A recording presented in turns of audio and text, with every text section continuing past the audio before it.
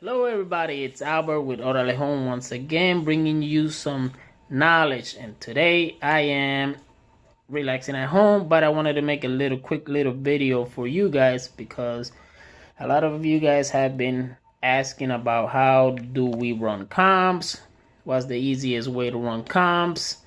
So I just wanted to take this few minutes to show you guys how I run comps. I'm gonna have to be switching and grabbing my phone right now because I'm using my phone, but I wanted to see if I could show you guys from my laptop the different ways that you could run comps and not overcomplicate yourself. So everybody talks about Zillow, and yes, you could find comps or make it easy on to have an idea on using Zillow, but it's not that complicated. But Zillow could be intimidating when you first get started, because it's not that easy to drive around the Zillow website. But I'm gonna show you guys exactly how it is that I go about it and other websites that I use sometimes to make it even more easier when it comes to dealing with running comps in Zillow. Now, if you have a friend as a realtor, obviously feel free to always call them up and they could help you out. But if you're like me, I don't like bothering people, so I try to do everything myself. So I'm gonna pick up the camera right quick and turn it around, see if you guys can see it, and show you guys what I'm talking about. Okay, so this is the Zillow website, and hopefully you guys are seeing this correctly.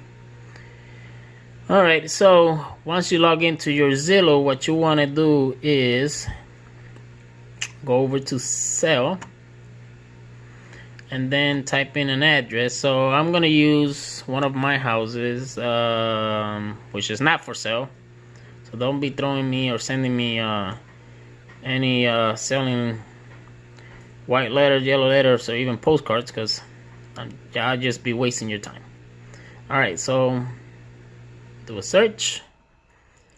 You always get this kind of, little blocker thingy.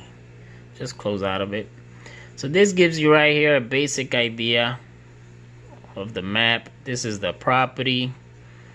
It's a 3-bedroom, 2-bath.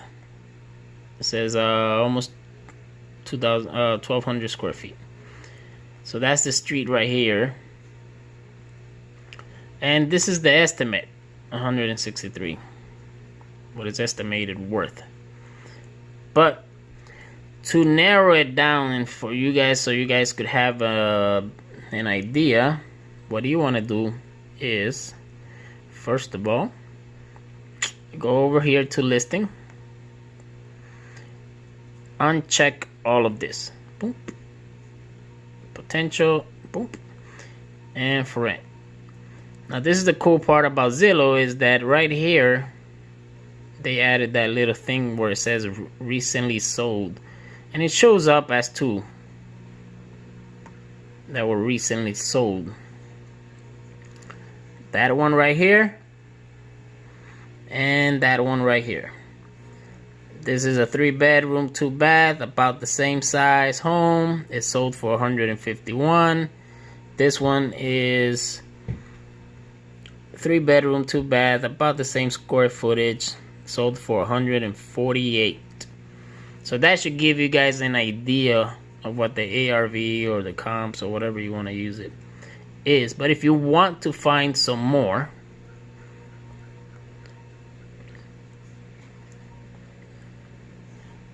alright, so you went here and unhighlighted all that, unchecked it. Now, based on your bedrooms, you want to go ahead here and add how many bedroom your house has. And then home type, you want to uncheck. Usually all of these are checked, but you just want to uncheck those and just keep houses, unless you're looking for apartments. But in this case, we're gonna use houses. And then right here you would add if it has 2 bathrooms, the square footage, you know, lot size, but pretty much with those two, and then hit apply, it should tell you more or less how many are there. But you could also see these are actually in the same neighborhood, but you could also see, so if you make that shorter, all of those around here, and that's Mustang Lane. So this is where the property is, right here somewhere. These ain't too far, that ain't too far, so you can have an idea more or less. You know, this is not too far, 145, 151, so you have an idea based on that. Now the other thing, or the other website that I like to use sometimes, it's called findcompsnow.com. And the same thing, it's real simple. I mean, you could create it's a free membership, so just add property, pick one of these. This one's a little bit more slower, and whenever it wants, it kind of acts up, you know, so you gotta be patient with this one, because sometimes it works, sometimes it doesn't. I don't know why. I even get the little not secure, but I mean, I have never had any issue. So there it is. It took a minute, just a little slower. This one's saying that my property right there, 3-bedroom, 2-bath, it was built in 2001, estimated value 163. Same thing here. It shows you a lot of these, but this one is not as good as far as making it easy for you to find. You can zoom in. Obviously, that's the house right there where the star is. It's got my name, blah blah blah blah blah. Has a no price, and so I bought this one back in 2013. But if you pick, let's try to pick someone, a random one, see what it says. So pick that one. That's outside. Outside, not too far, probably a few miles away, probably like 4 or 5. And it says that it was purchased for $28,000 back in 2018. I'm not sure if it's a house or what it is, because it doesn't let you do much, but it's okay for you to have a basic idea. Another website that I like to use, which works pretty good, it's icomps.com. icomps.com, and I'll have a link to all of these websites, so you guys have on the description, so you guys have an idea. So search again.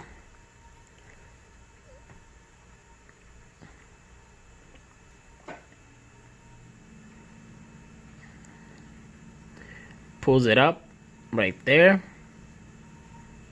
The house was built in 2001.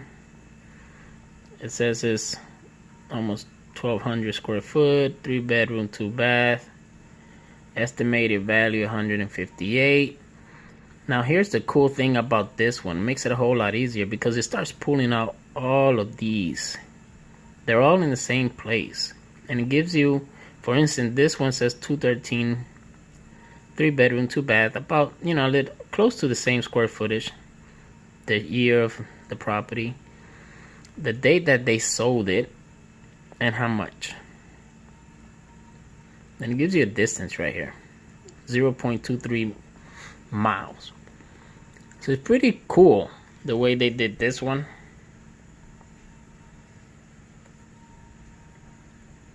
And then you could just scroll down, blah blah blah blah blah blah. You could find some. This one is 192. It sold in October